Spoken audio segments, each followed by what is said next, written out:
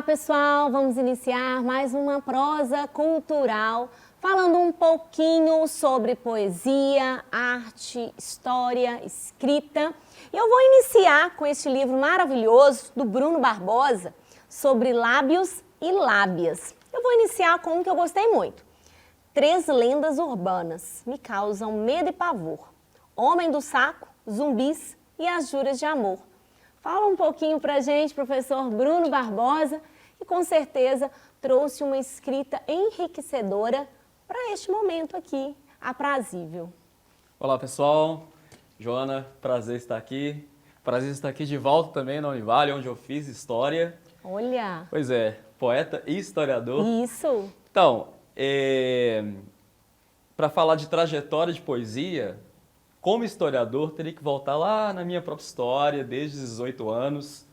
Eu passei por várias fases da minha escrita poética. Para você ter ideia, já com 18 anos, eu meio que me joguei na poesia ultrarromântica, segunda geração Mal do Século, Álvares, Azevedo.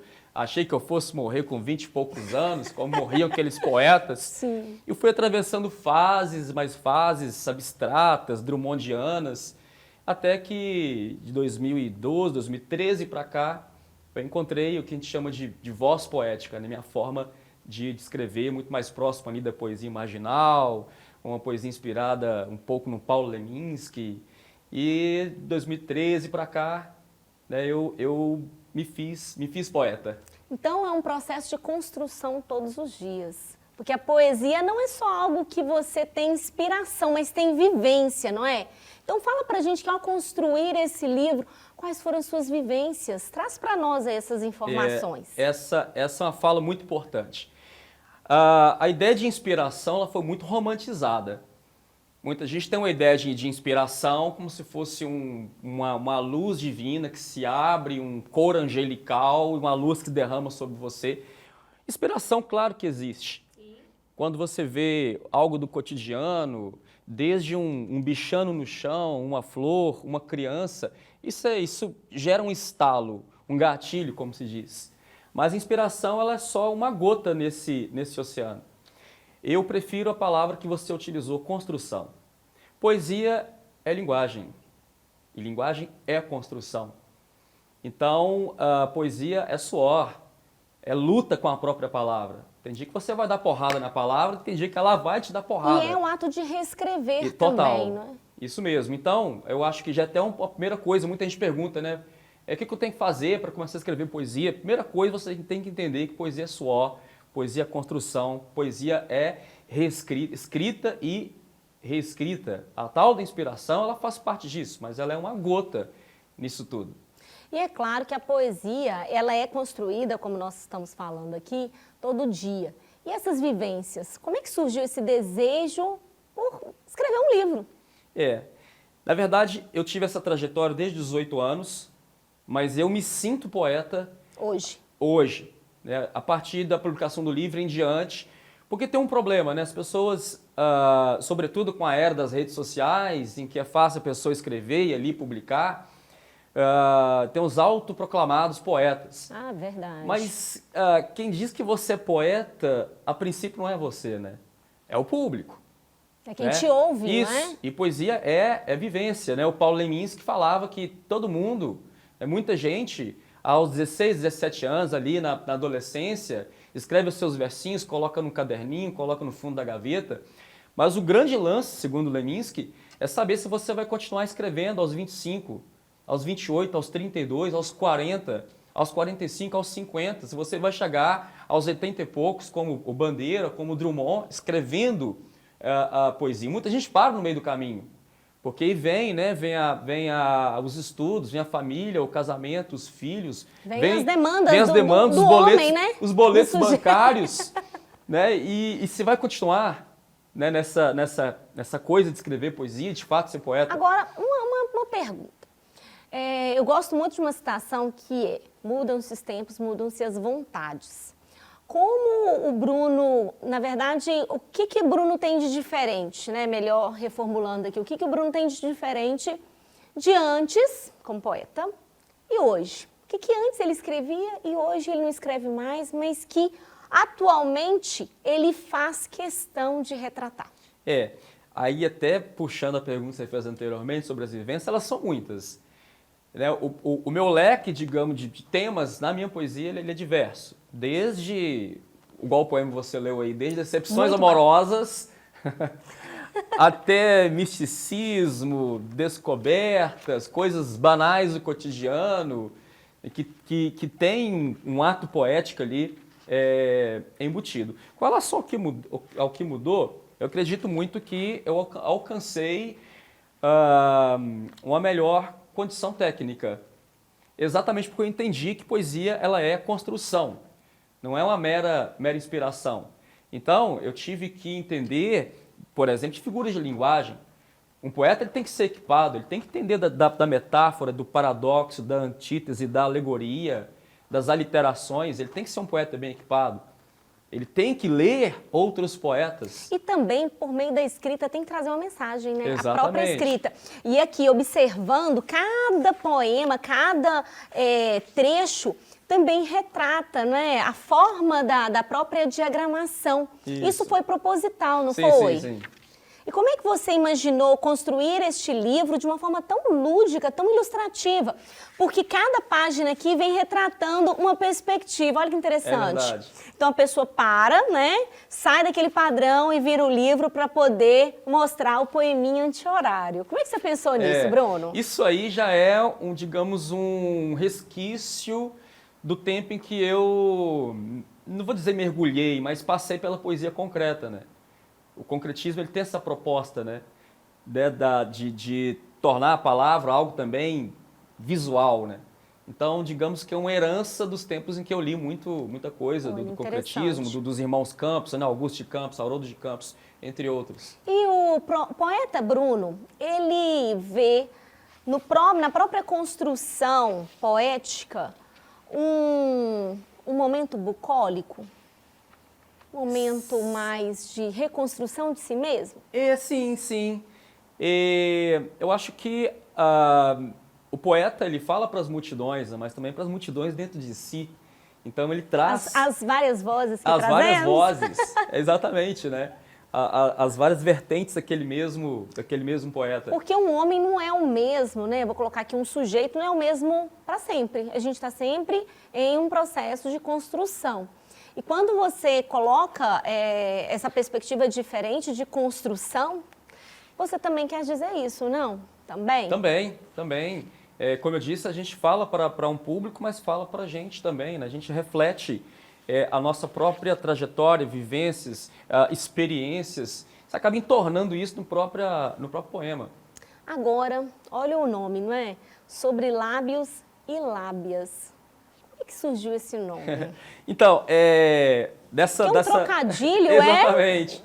A galera da poesia marginal brinca um pouco com isso, né? Dessa coisa do poema piada, o poema trocadilho, né? O jogo de palavras.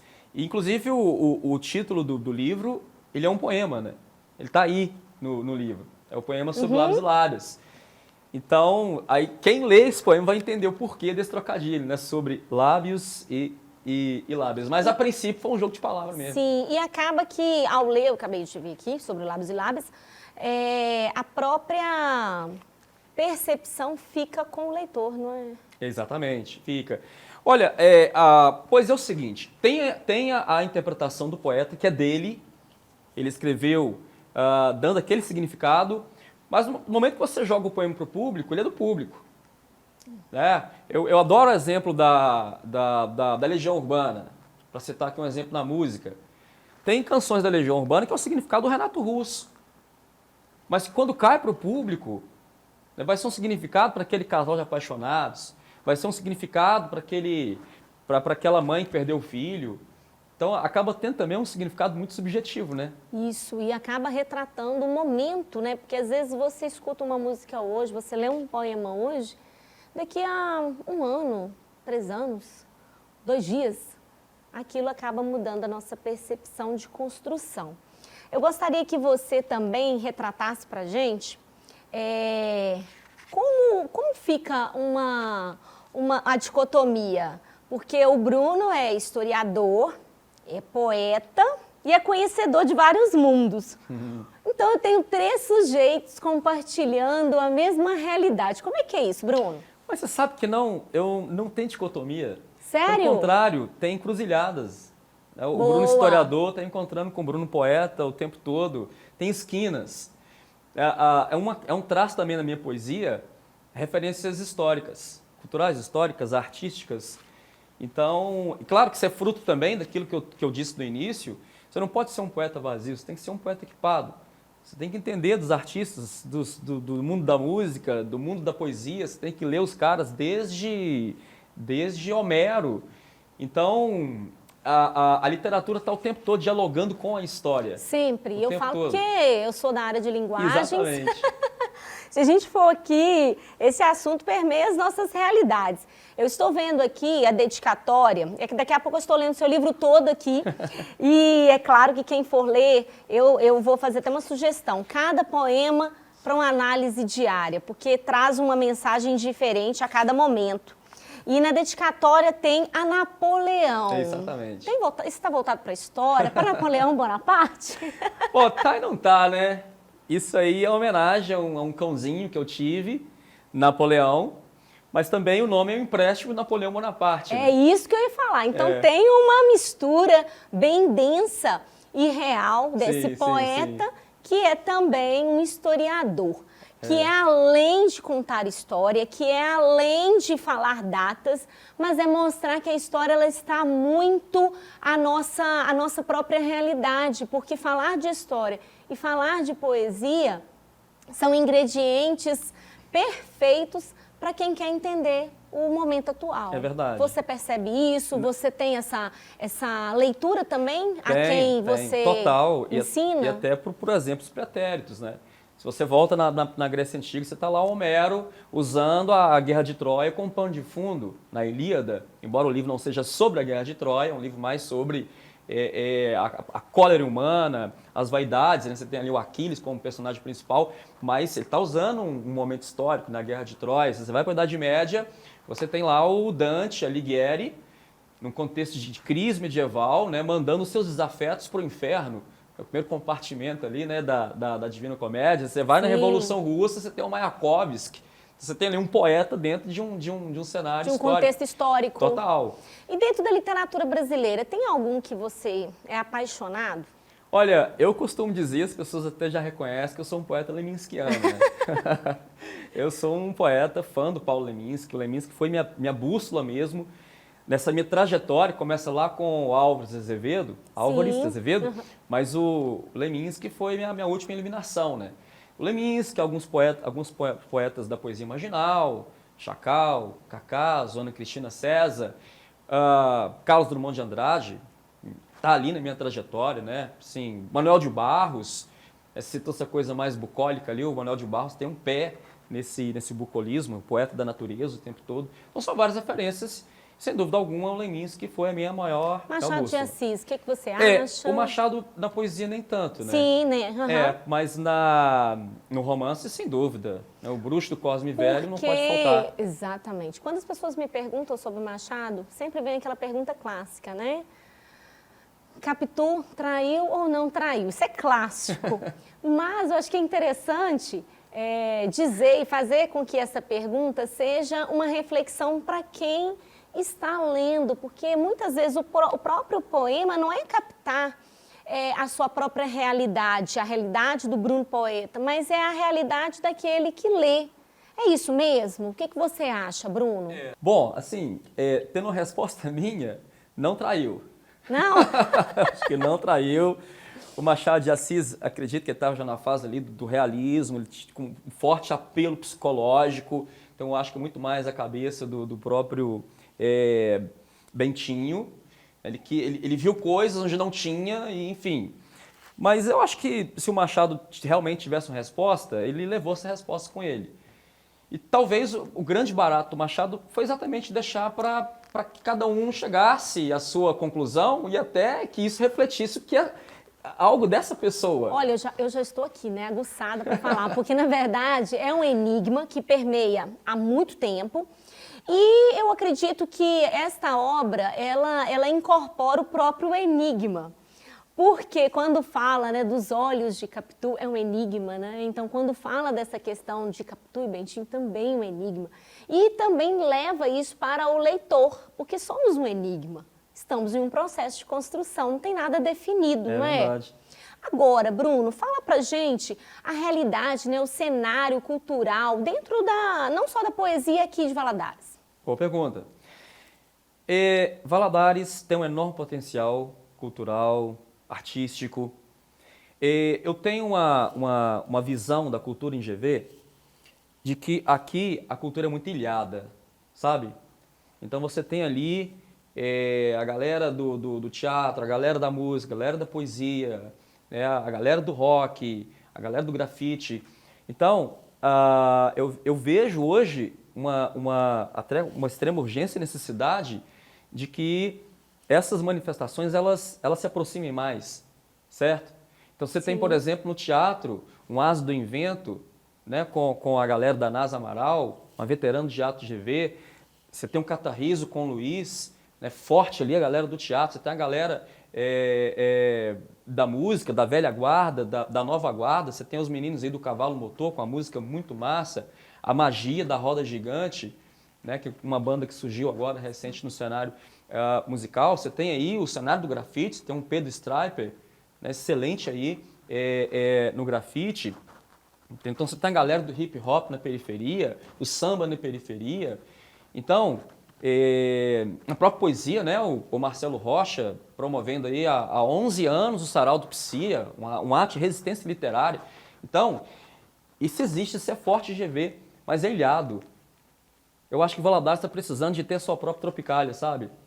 Está precisando de uma Tropicália do Rio Doce, um movimento cultural forte com todos esses conectados de algum modo. Interessante trazer essa perspectiva de Tropicália e mostrar que somos da mesma raiz, não é? Exatamente, boa, até porque a Tropicália foi isso, né? A Tropicália não foi só música, que aparece muito ali a galera da música, né? O Gil, o Caetano, os Mutantes, mas você vai ver a galera das artes plásticas, a galera da poesia, entre outras, conectados ali no que foi comungando do mesmo tropicalismo. Cenário, exatamente. Não é? Então, Bruno, eu ficaria um tempão aqui falando e tentando entender esses enigmas da diagramação, os poemas, né, com gosto realmente que fica entre os lábios e entre as lábias.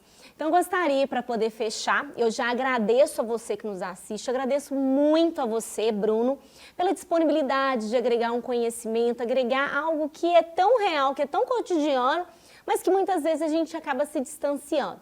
Então, eu já encerro este prosa cultural e gostaria que você recitasse uma poesia para a gente fechar. Até mais, pessoal! Vamos lá. Tratado de Tordesilhas. Me divido ao meio. A parte de mim que não foi, a parte de mim que não veio. E no confim dessa terra de mim, o que me corta? O meridiano ou o receio? Gente, arrasou. Muito obrigada, Bruno, e até a próxima, agradeço. viu? Até mais, Valeu. gente. Tchau.